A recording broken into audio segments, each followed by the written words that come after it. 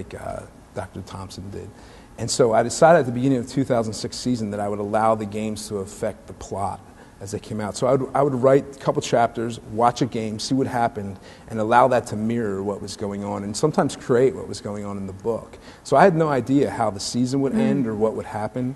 And so a good example of that, just completely arbitrarily, I made Pat a huge fan of the rookie wide receiver Hank Baskett, who was the undrafted guy that came into camp and made the team, a little bit of a Cinderella story. I thought, what a great, hopeful story. And I tried to depict it honestly, like going down to the game, you see a lot of ugly things at the tailgates, and it's no secret that Philadelphia fans are not hospitable towards Dallas fans or other fans. And we all kind of laugh about that. But one of the most interesting things I think I did with the book was Pat, who's this huge football fan who 10 years ago would have laughed at all that stuff, after his accident, when he gets knocked back in the teenage modes, these things start to really bother him, and he develops a conscience. And so he sees these things that his brother and his friends are laughing at, these awful things, and he starts to feel really uncomfortable about them. And it was interesting for me as I was writing the book through Pat's eyes. When I started to go to the games, those things would bother me a lot more than they ever did before as well. And so it's not that I ever condone those ugly things, but I started to notice them more, like looking through Pat's eyes. And so it was kind of a growth process for me. So there's a case where by choosing to make it an issue in the fiction, it gave you it sparked some moral or emotional growth in you, would you say? It did, and I think that, and I hesitate to say this because it doesn't depict our city quite nicely, but I think you grew up in a culture, a sports culture, where you see things happen at the games or people taunt like certain people wearing a Dallas jersey, and it's just kind of business as usual, and you just kind of you'll see it years and years, and you kind of almost become numb to it. And I think with writing the book, it kind of awakened that sense of, hey, this wouldn't be right anywhere else except for at Lincoln Stadium. Why do I condone it here? Why don't I have issue with this, or why don't 70,000 other people have an issue with this? Also, the way you depict the father having his moods so linked to whether the team wins or loses, and that I think you hit a chord there that's disturbing. I mean, clearly there's not that much in his life, and this is a place which can make him feel good, but it can also make him feel really bad. Yeah, and I think that it's no secret that a lot of people in Philadelphia have an unhealthy attachment to the Eagles. And one of the greatest compliments I got about the book came from Bill Lyon, the retired sports columnist from the Inquirer. He reviewed the book, and he said that the way that I depict that was dead on, and to me that was just this huge compliment. Yeah. But it's kind of sad too, and you see that. You see that an Eagles loss completely destroys someone's week, or that they're going to go home and be abusive towards their wife. And I've seen some of that with people that I know, and it's always bothered me. And you start to scratch your head a little bit and say, what does this mean? What have been the reactions of your students, for example, or people friends, family, to the book, and particularly to that Eagles element? My friends who tailgate with me, they all love the book, and it's funny, they're all like, oh, this character's me, or I'm going to be in the movie, you know, and they think it's very accurate. A lot of people will try to use the book to psychoanalyze me, and it's quite funny, because a lot of my friends will be like, they'll say things like, oh, this character is definitely so-and-so. And then that so-and-so character will say, oh, this is that other guy. And they'll say the same things about each other, they'll all kind of point fingers in different ways. And so it's really interesting for me to see the reaction, because I think when you read a novel, and this is what I've learned through publishing, I think a reader's reaction tells you a lot more about the reader than it does the novelist. And people have said some wild things to me, but my friends' reactions to the book have been incredibly insightful. Just connections I did. I had a friend that went through a bad divorce, and he called me and he said, this really kind of gave me some closure to read this book. And I would have never guessed that in a million years. But then when I started to think about what my friend went through or what would resonate with him, it really kind of gave me an insight into what he was going through. Wow. So I would feel like it brought a lot of my family and friends together. And my parents are big fans now, They went from saying, you're going to starve, you don't have health insurance, to, this is our son, read his book. They push the book on everyone. They do. I'm If you sure. meet my mom, she will give you my whole life history in about 30 seconds. And well, she'll she's give proud you of you. Yeah, so. Now, there's an extraordinary saga, I guess, attached to the placing of the book. And it's notoriously hard to get a book published, especially in this day and age. Right now, the publishing industry is shrinking. Tell us about your trials and tribulations in that regard. It was tough. And when you talk to published authors, you hear that. I had a lot of my Goddard advisors were very candid with me, and they said, we know people who've been trying, had no problem publishing for years and years, can't get their books published. And, you hear a lot of different things. And to me, I had quit my job. I had all this history. Like, it was this thing where I needed to just push as hard as I could and give myself as many chances as possible. And so that's what I did. I started pitching the book, and I sent it to, I think it was like 150 agencies.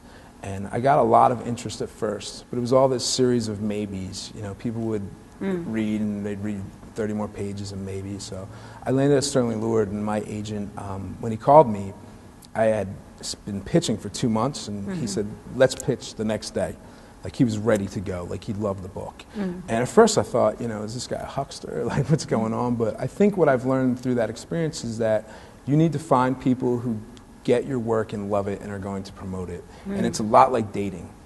It really is. And a lot of authors will say this, that, the agent that's right for me might not be right for you, and vice versa. So I think it was just finding that right chemistry. Who clicked and loved your book. And my agent, everything that I write, he loves, and he knows where it will fit, what editors will like it, and so that's been a great blessing.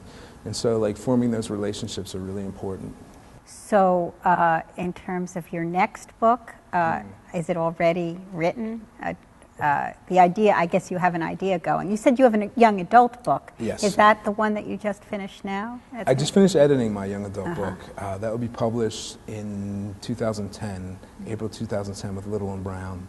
And when young adult, do you mean teenage?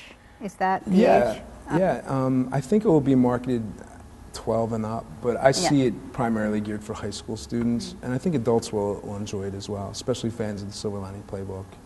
But it's a funny story. When we sold the Silver Linings Playbook, my agent said, what are you going to do next? And I had already written another adult book, which we couldn't pitch contractually. So we were kind of locked. And he said, write a YA book. And I said, I don't do genre fiction. And he said, don't think of it that way. Think of it as exactly what you do, but from the point of view of a teenager. And he said, The Catcher in the Rye, that's YA. And as soon as I heard that, I said, I can do this. And so I just wrote a book from the point of view of a 17-year-old girl.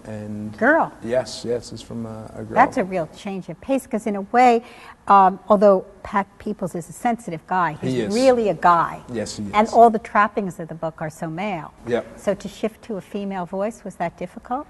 It really wasn't for me. And I'm not sure what that says about me, but I worked with a lot of teenage girls when I was at Haddonfield High School, and I kind of unofficially counsel a lot of girls, and I coach girls soccer, so I was always kind of around that voice, and I kind of knew what those people were thinking at that age, and so I kind of, it was a nice slip into that for me. And what do you think are the issues that face girls, particularly in high school versus boys? As a high school teacher and as a writer, what is it that you tapped into there? Well, I think it depends on where you are. For the school that I was working at, it was kind of upper class. The issues were very much get into college, be thin, look pretty, like kind of those typical upper class issues that are going on. And are those the issues that are filtered through the book? They are, although my protagonist in the book, she goes to a school that's very much like that, but she is homeless and is pretending not to be homeless. So she's faking. And she comes from a family that's not like that. So she's trying to fit in, but she's very quirky. All her friends are guys, so she doesn't fit in. But she survives, like, with this very hopeful attitude, and she's very sounds like quirky, a great idea. I look forward to reading it. Yeah, I'm very hopeful for it. You've been compared to a number of different contemporary novelists. I guess Nick Hornby's the one that I come across the most. People have said that, yes. I don't really see that. I see you as having a very unique voice. I don't think it sounds like anybody else's voice. How do you feel when you see yourself described that way? And I guess it even comes from your own publisher sometimes, because that's how you sell books. Does that bother you? Do you have any thoughts about it? Well, I mean, to be pragmatic, in the back of your head, you're always thinking, they are trying to sell books, and you need to sell books to write. And so that's a reality. But Yeah, I don't like to be compared to other writers. You know, I think that what I do is unique to me, and you know, I would like people to say, "Oh, this sounds like Matthew Quick," and hopefully in 10 years they will. You know, but so it's not something I get angry about, but of course it's. You know, you want to be known as for original yourself. and short. Now the book has been optioned for a movie, and I know that can mean a lot of different things. Is there a likelihood that it will be made, and who would you ideally want to have to play Pat?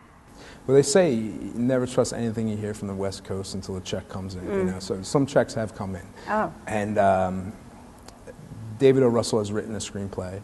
I hear that the Weinstein Company has read it and loved it, but I haven't the privilege to read that yet. Yeah. So the option runs out shortly, and my agent tells me that they think they're going to pick it up and do the movie. But of course, you know, fingers crossed. Any thoughts as to who will play some of the major parts? I would love to see Ed Norton play Pat. I think Ed Norton would be a great Pat Peoples, and a little old though, no? A little old, but you know, he could look mid-30s, yeah. Definitely. You know, and I think some people have said Mark Wahlberg. And maybe because he's done some Philly movies, and he's worked with David O. Russell before, and I could see that. And for Tiffany, I really like Gwyneth Paltrow. I think she'd be great.